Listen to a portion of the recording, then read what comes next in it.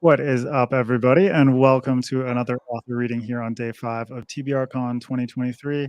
And today I am joined by KS Villoso. How are you? Hi, doing good. Yeah, it's good to see you again. For anyone who doesn't know you, can you tell them a little bit about yourself? Uh, I'm Kay. I am the author of Chronicles of the Bitch Queen, which I think now goes under Chronicles of the Wolf Queen because Amazon is not cool With swearing? with swearing. When did that happen? I think sometime around 2 years ago. Yeah, Oh, they weren't running any of the promotions that my publisher had set up. So it's like, okay, we gotta rename this. And I'm like, okay, fine. yeah. I mean, Wolf Queen works, Yeah. but Bitch Queen is so iconic. I like it. I still refer to it as that. I Yeah. told everybody, like I told my publisher, I'm still gonna call it that. Like, fuck it, we're gonna roll with this. So Oh, if I you love have it. like any of those first editions, they say bitch in the spine. Hmm. But if you get anything new, like from the new print that they did, Hmm. then it says Wolf Queen. Oh man, I didn't know that. Yeah, Well, whatever, Amazon, deal with it. yeah. For anyone who hasn't read that, that's an amazing series. Starts off with the Wolf of Oren-Yaro, the Ikasar Falcon, and then ends with the Dragon of Jinsang. Really, really awesome, character-driven fantasy. But today, Kay will be doing a reading from Outlaw Mage, which is her new series, and it's going to be self-published, correct? It's actually kind of with a co-op Okay. publisher, so it's still it's indie published, but Hmm. we're trying to get it so that it gets trade reviews and stuff like that. Right on. And can you tell everyone a little bit about that book of a brief synopsis? So okay, this thing doesn't have a synopsis. This is about this character Rosha, who she's basically a dropout from magical school. What happens is during the night of their final exam, she walks out. We're not quite sure why, but now what happens is she starts to live as an outlaw, like just at the edge of society with her own like little, I keep saying like a Hayao Miyazaki style shop where Nice. she just sells charms and stuff like that, I which love it. is like it's a bit of a step down for the because she was like the top student in class and stuff like that. So it's a bit of a step down.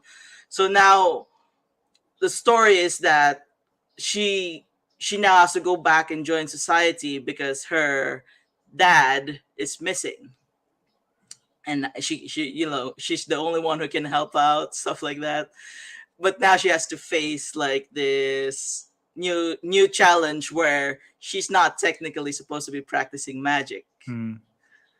In which case, she's an outlaw mage. Yes. I love that. I also appreciate the detail of like a Hayao Miyazaki style, like Studio Ghibli, little shop with trinkets and charms and stuff like that. Yeah, that was Really like one of beautiful. the strongest imageries I had. This is actually like this is not as grim as the Wolf of Oren-Yaro, Hmm. but it's still fairly serious. It's just not like grim dark Hmm. to leaning towards that. So it's more Hayao Miyazaki, and then it gets really a little darker than that. The Studio Ghibli movies get a little Yeah. dark here and there, but I Oh like that. yeah, like Grave of the Fireflies level. Oh yeah, Yeah, even not like quite that. even Spirited Away. It's like shit gets a little dark in the bathhouse and whatnot. But you Yeah, also that's you did a Kickstarter for the audio version of Outlaw Mage, correct? yeah. So we did a Kickstarter last September, I believe, and then that that helped us secure the voice talents of Teslina, who's done a little bit of acting. Like she was in Star Trek, she was in Nice. How to Commit a Murder, I believe. Hmm.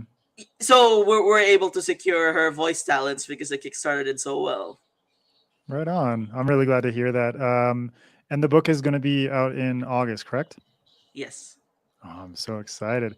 All right. Well, tell everyone a little bit about the section of the book that you're going to read from, why you chose that particular section to showcase the book. I think like I'm reading the first couple of pages because I think it's like the best. I don't want to spoil people. Yeah. We'll try and avoid spoilers, but yeah, I will let you take it away whenever you are ready. All right. Okay. I dropped out of magical school during my final exams. Sleepless nights spent cramming valuable knowledge into my brain. Hundreds of evaluations which shot me up to the top of my classes. In short, thousands of hours of hard work, sweat, and tears vanished like a speck of dust in a windstorm. This is what they teach of the Agan. It is the blood on which both the living and the dead run. It flows with the nourishing touch of water, connecting us to what was once and what is, and maybe a touch of what could yet be. Those who can see the flow are gifted. What you can see, you can manipulate. Draw a line between your fingertips to your chest. Now pull like a fisherman reeling the day's catch to shore. Let it burrow deep into your veins and heart. Let the touch turn into fire. Let the fire burn your skin. Let it spread to your flesh and your veins and your bones until you can't tell yourself apart from pure power. Your past, your name, the very breath in your lungs become meaningless in the face of what you can accomplish with a flick of your fingers. Mages are expert at subterfuge. Most of us are pompous, arrogant know it alls. Ehel Death, the most prestigious magical school in all of the Empire, has gathered more than all the others combined. The tuition fees mean that only the wealthiest or those lucky enough to have a rich sponsor can afford to send their children there. Even where they teach of the lifeblood that connects all of us, the true power still lies in coin.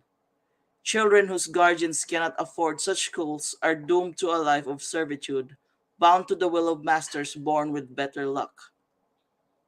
In the empire of Dages, magic is a commodity, and people like me must obey rules that keep the few above the rest.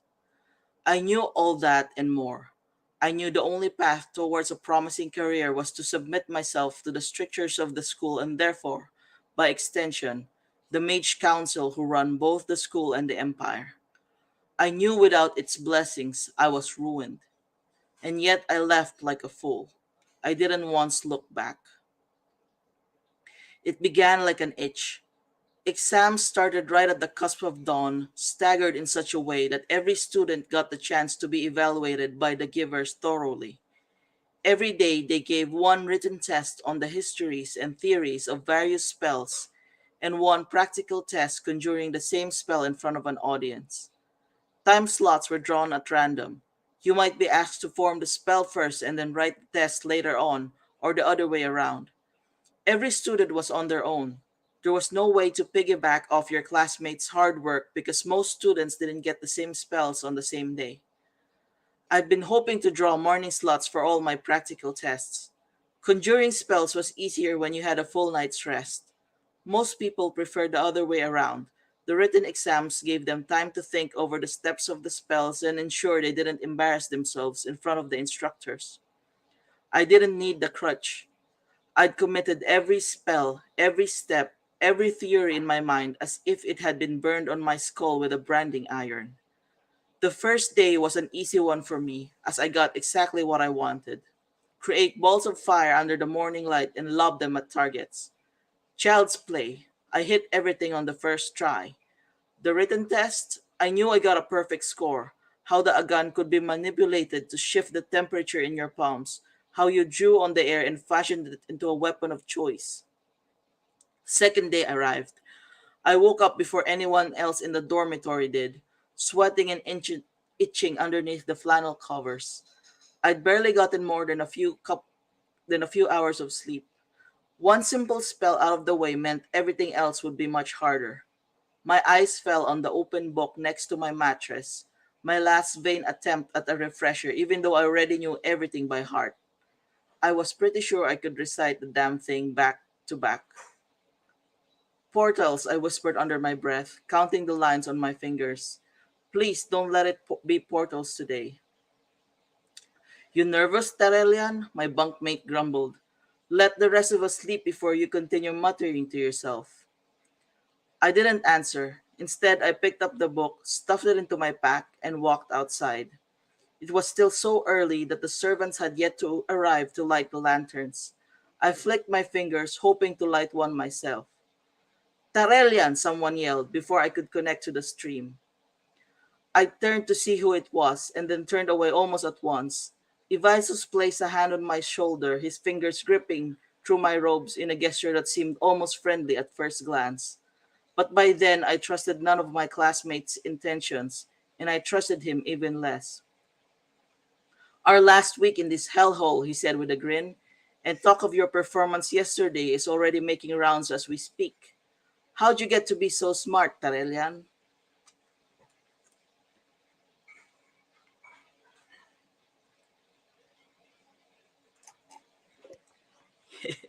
Fantastic. Yeah. Thanks. I really enjoyed that.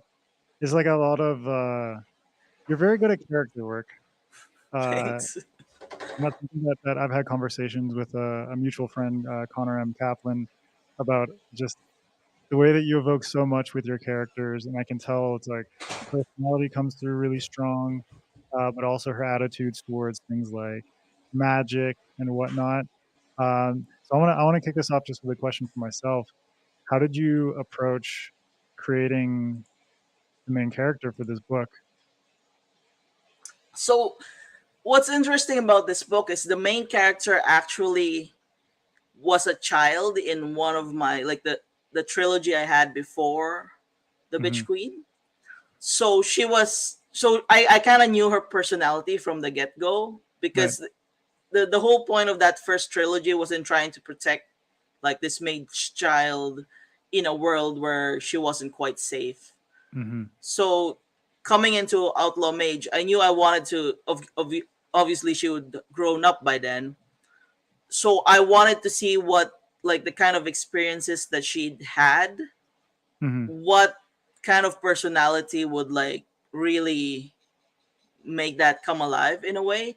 Mm-hmm. And I like even from how she was as a when she was little, it felt like I wanted someone who was very logical, very precise, because it's a way for her to protect herself because like Right. the world hasn't made sense, like it was trying to kill her, stuff like that. So you know the most interesting way for me to approach this story is if this character is almost like cold and logical, like she's not friendly, like in Bitch Queen Italian is like she's almost like a jock, I want to say.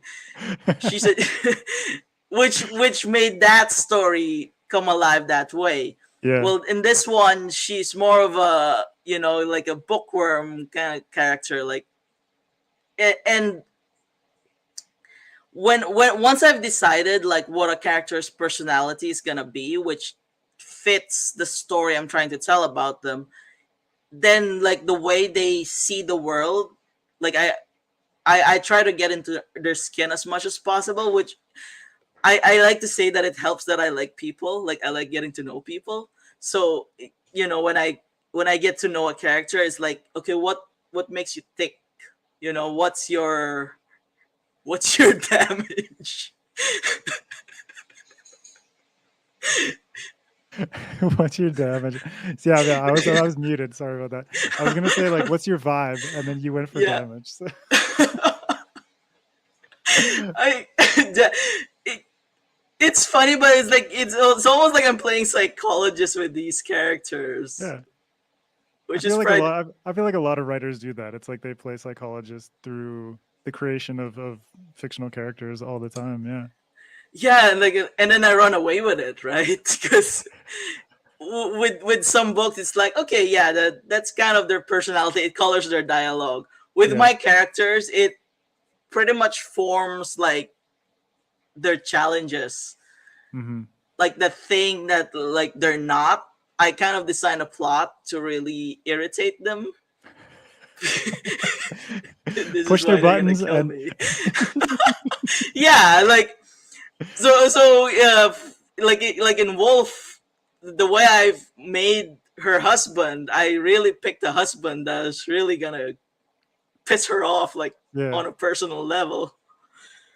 So with this one, it's pretty much the same because in Outlaw Mage, she's not very fond of her father. Hmm. Like not even like it's got nothing to do with expectation. She just doesn't like him as a person. Hmm. And now she has to save him. Like she has to uh leave her nice Miyazaki existence for Get out of this, your charm shop and deal with your fucking yeah, problems. with this person that she doesn't even like. But the thing is, she has to do it because somebody else that means some like a person that's important to her wants her Hmm. to look for him. Wow, okay. So I like it. You're just like a little sadistic puppet master. I am like they're gonna kill me if they ever come alive. They're like, oh my god, where's the source of my problems? Poison me. Who's the cause of my damage? Okay. Oh, I love it. I don't every time there's a normal, nice, like stable character in my stories, that person's gonna die. Spoiler for anyone who's going to read Kay's work. I'm like, you can't. You're too nice. You're number one. You're not gonna become a main character. Number two, you're probably gonna be like a supporting character whose sole purpose in life is to die. Is this like your passive aggressive way of dealing with the fact that you live in Canada? It's like, Yes. all these people are too nice. Well, I've become one of them, right? Yeah. I'm the sort of Canadian who, if I run into people, then I say sorry. Like, no, if they run into me, sorry, I Yeah. say sorry. Oh, you've become one of them. You've assimilated. They step on me, I say sorry. Aw. That makes me feel so good because I grew up in BC and people do that all the time. It's like two people apologizing to each other. It's like, oh, sorry. It's like, who stepped on who at this point? Yeah. So Connor sends his love, and he also asks how you structure. He wants to ask about your approach for structuring your books. Is there a framework you use? We touched on this a little bit because you like to cause pain that you use to make things more character driven. And do you consciously use different storytelling structures for different books or series?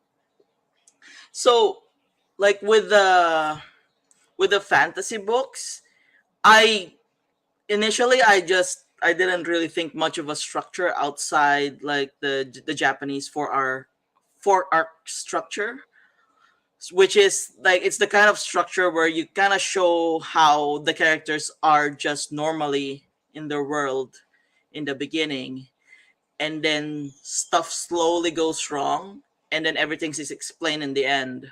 Mm-hmm. Incidentally, it's also like a very similar kind of structure to urban legends. I don't know if But urban if legends you're from which familiar. country though? Like just from North America. Like so the Okay. way the way you'll tell an urban legend where you're like, oh, that this is how things are, and then this strange thing happens, and Mm-hmm. then at the very end, oh, the serial killer was licking your arm or something like that. Or like Sasquatch is like, I was just out in the woods like hunting or like going for a hike, and things sort of like slowly get more Slowly established and build up, escalate. yeah. Yeah. But there's like a single moment near the end where it just turns wrong. Yeah. Like everything turns upside down, and then you quickly start to explain all the strange things that you were seeing in the Mm-hmm. beginning. So a lot of anime is actually kind of fashioned in the same vein. So my first few books, I did the same thing, and people were not happy. Because apparently you don't do that in fantasy. In fantasy, we're used to the hero's journey. Yeah. So after that first trilogy, I just started studying the hero's journey, trying to apply like what I like and what I know to the hero's journey, which is where you got the Chronicles of the Bitch Queen.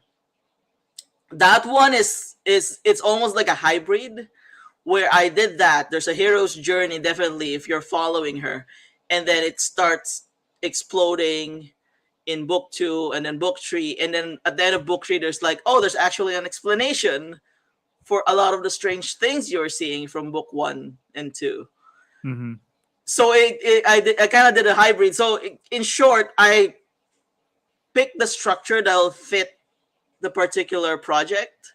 So, you know, if it's fantasy, I can't stray away too far from hero's journey, Mm-hmm. just because it's easier for people to absorb. I feel like at some point in my career, I'm just gonna go fuck it and stop doing this. I'm gonna go back for to now, 4-act. I was like, I fuck it up it all over here. yeah, because so when I did that other genre that I mentioned to you, like the psychological thriller, that one's a 4-act Okay. structure, and it, you know, it's kind of interesting to go back to that. It fascinates me the most. Yeah, but the thing is, anyway, like, the 3-act structure is, you know, the hero's journey in the typical 3-act structure, what North Americans, Western audiences are more used to based on, especially film. yeah, Film is really rooted in this, and I think a lot of modern fiction has taken a lot from that and kind of like steered away from experimentation in terms of structure. But I love that you have applied something like the Japanese 4-act structure. But even in Chronicles of the Bitch Queen, it's like you do take time to let things simmer which at the beginning before you yeah, sort of launch things out there, you know? which I've had some complaints sometimes that I start things out too slow, but it's hard because like the way my brain is wired, I really want to get to know a character first before I care Mm-hmm. about the journey that they're gonna make, Yeah. and I want to see how like the events of the story is going to affect their normal life. Because for me, a lot of times, like the Western structure, there's not enough time for me to get to know a character, and like if you drop me in the middle of like an action scene or something, 90% of the time I'm gonna blank out. Like I don't care. Mm-hmm. So Because there's no investment in the character or what they're doing. yeah. But like that's what people are used to, and it does affect how, like, if they've read your work, sometimes it affects like their satisfaction in how like the closer you get to satisfying people, obviously they're gonna rave about it, which is like where we have a lot of conversations on Twitter Space about how you should think about what you're reading before you immediately go, oh my god, it's so good. Yeah. Or, oh my god, it's so bad. But why is it good and why is it bad? Sometimes it's good only because it follows like all those patterns that we already know. And it satisfies us. It doesn't invalidate it. But, you know, you have these challenges when you're approaching writing from like, oh, that's not quite how I like the hero's journey 100% is not quite how I like to see things.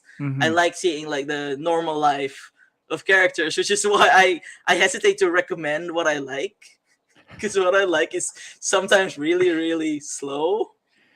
Yeah, but I think it's good for authors to challenge these expectations, because like what you're talking about from my perspective is like the satisfaction of a known expectation where a lot of readers or our audiences, when it comes to movie or TV or whatever, are kind of comfortable in this framework that is familiar to them, and then if they feel like they're being pulled along in a way that is familiar, then they have a more immediate sense of satisfaction, as opposed to things that challenge us.